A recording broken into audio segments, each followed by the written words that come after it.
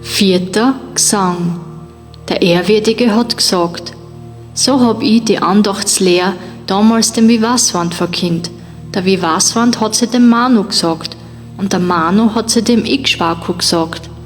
So ist die Lehr von Mund zu Mund weitergegangen. Die weisen König haben's kennt, aber durch die lange Zeit ist die Lehr dann verloren gegangen. Die alte Andachtslehr ist es, die habe ich dir jetzt verkündet, weil du mein Anhänger bist und mein Freund. Die Lehr ist ein hohes Geheimnis. Arjuna hat gesagt: Du bist später auf die Welt gekommen als der Vivasvant, der hat doch früher gelebt als du. Wie kannst du ihm die Lehr damals verkündet haben? Der Ehrwürdige hat gesagt: Ich bin schon oft auf die Welt gekommen, o Arjuna, und du auch.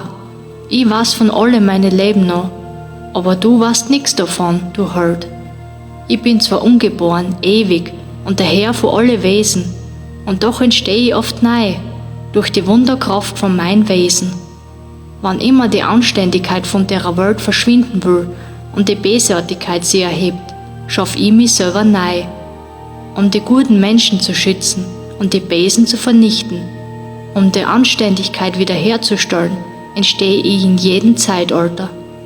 Wer mein göttliches Werden und Tun in Wahrheit kennt, wird nimmer wiedergeboren, sondern geht im Tod zu mir ein. Frei von Anhaftung an Ding, Furcht und Zorn, mir ähnlich und sie vollkommen auf mich verlassend, durch die Busen der Erkenntnis rein, so sind schon viele in mich eingegangen. Wie sie mir zuwenden, genauso lieb ich sie, o Sohn von der Brita, es folgen meine Pfad die Menschen durchaus. Der Mensch wünscht sich Erfolg für seine Handlungen, deshalb verehrt er die Götter. In der Welt kommt bald der Erfolg, der aus den Handlungen entsteht. Ich hab die 4 Einteilungen vom Varna-System geschaffen, das was die Menschen nach Ort und Tun unterscheidet. Du musst wissen, ich bin's, der da gewirkt hat und wiederum in dem nicht wirkt. Ich, der Ewige. Ich wär nicht durch die Tat berührt, den Erfolg von der Tat begehre ich nicht. Wer mich und mein Wesen so kennt, wird niemals gefesselt durch die Tat. In solch weiser Einsicht sind schon die Altvorderen zur Erlesung gekommen.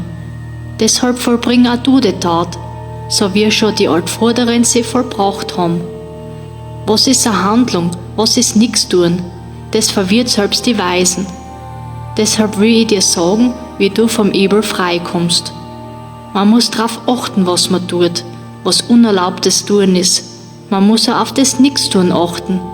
Das Wesen der Handlung ist sehr tiefgründig. Einer, der in der Handlung des Nichtstun sieht und im Nichtstun die Handlung, ist ein weiser Mensch und tut andächtig jede Tat. Wer kein Verlangen und keine Wünsche bei jeder Handlung hat, der im Feuer vom Wissen die Tat verbrennt hat, ist ein weiser Mensch. Wer nicht am fruchtbringenden Ergebnis von seinen Handlungen hängt, immer zufrieden ist und von keiner Hilfe braucht, der tut, obwohl er eine Handlung ausführt, in Wahrheit doch nichts. Sich nichts wünschend, sein Geist beherrschend, jeden Besitz aufgebend, wissend, dass nur sein Körper die Handlung ausführt, der bleibt frei von Sündenschuld. Wer glücklich ist mit dem, was er kriegt, nicht neidisch ist, frei von den Gegensätzen von der Welt, ganz gleichgültig in Erfolg und Misserfolg, wird von keiner Handlung gefesselt. Wer frei von Anhaftung an Dinge ist und erlöst ist, wem sein Geist in der Erkenntnis ruht, auch wenn er sich um die Bereitung von Opfergaben bemüht, für den lässt sie die Handlung völlig auf. Die Gottheit ist die Opfergabe selber. Die Gottheit lebt im Opferfeuer. Deshalb geht der Mensch zur Gottheit ein, der solcher göttliches Tun ausführt. Einige geben Opfergaben für die verschiedenen Götter, andere bringen Opfer dar im Feuer der Lehr vom höchsten Gott. Der eine opfert Gehör und andere Sinn im Feuer der Selbstbeherrschung. Der andere bringt als Opfer die sinnliche Welt im Feuer von seinem Sinn dar. Manch anderer bringt die Sinn und die Atmung vollkommen im Feuer der Selbstbeherrschung dar, das durch den Wunsch der Selbsterkenntnis entflammt ist. Wieder andere opfern Hab und Gut, bringen Buß und Andacht dar, stilles Studium der Lehr und Erkenntnis als strengste Asketen. Andere bringen die Atmung als Opfer dar, im Ausatmen das Einatmen und im Einatmen das Ausatmen, bezähmen den Atmungsvorgang. Sie sind der Atmungshemmung ganz geweiht. Andere, die was der Nahrung entsagen, bringen das Leben als Opfer im Leben dar. Den Sinn vom Opfer kennen die alle. Die Opfergabe macht sie sündenfrei. Wer nur vorher geopferte Nahrung isst, die ein Nektar ist, der geht ins ewige Brahman ein. Aber wer nicht opfert, der erlangt weder die noch jene Welt. So verschiedenartige Opfergaben werden für Brahman dargebracht. Sie alle entstehen aus der Handlung. Wenn's das weißt, wirst erlöst.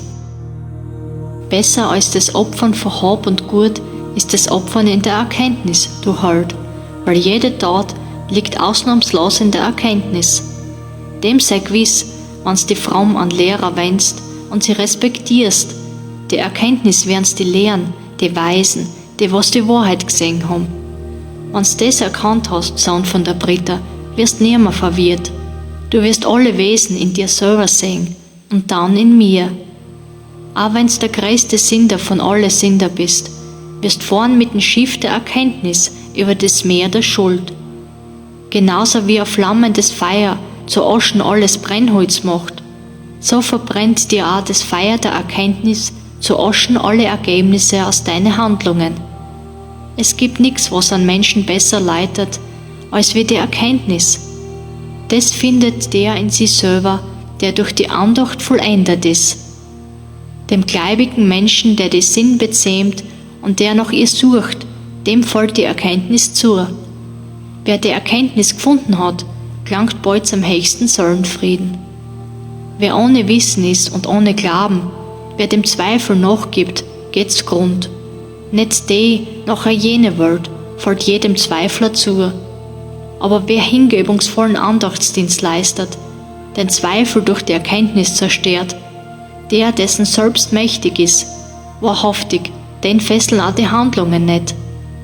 Zerschneid mit dem Schwert des Wissens den Zweifel, der in dein Herzen aus Torheit entstanden ist. Sei standhaft in der Andachtslehre. Steh auf und kämpf, o Bharata,